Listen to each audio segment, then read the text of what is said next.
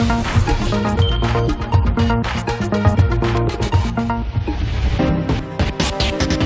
kapuso, bago sa saksi, mahigit 1.5 milyong pisong halaga ng hininalang shabu ang nasabat sa mag-live-in partner sa Taguig.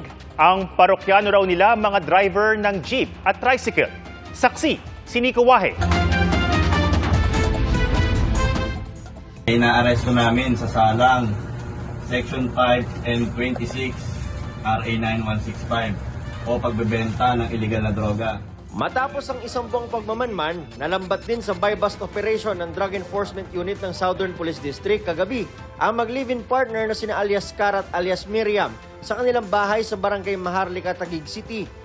Ang dalawang babaeng suspect nakuha na ng 225 grams ng hinihinalang shabu na may halagang aabot sa mahigit 1.5 million pesos. Karaniwan sa mga parokyano niya is yung within din lang sa area ng Taguig, mga construction worker, mga driver, jeepney driver, tricycle driver. Pareho raw part-time employee ng isang delivery company ang dalawa. Isang rider at isang taga-repack ng mga parcel. Hindi natin masiguro, posibleng isinasabay nitong si alias Car, yung kanyang pagiging delivery rider, dun sa pagdidistribute na rin ng kanilang mga drugs na dala. Aminado ang SPD na mahirap pasukin ng Barangay Maharlika. Bibihira po.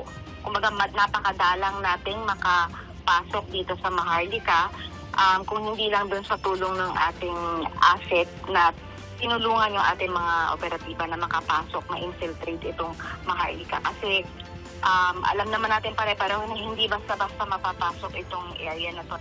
Ayon sa SPD, tinatanggi ng dalawang krimen. Nakakulong ngayon sa Taguig City Custodial Facility ang mga suspect. Para sa GMA Integrated News, Nico Wahe, ang inyong saksi.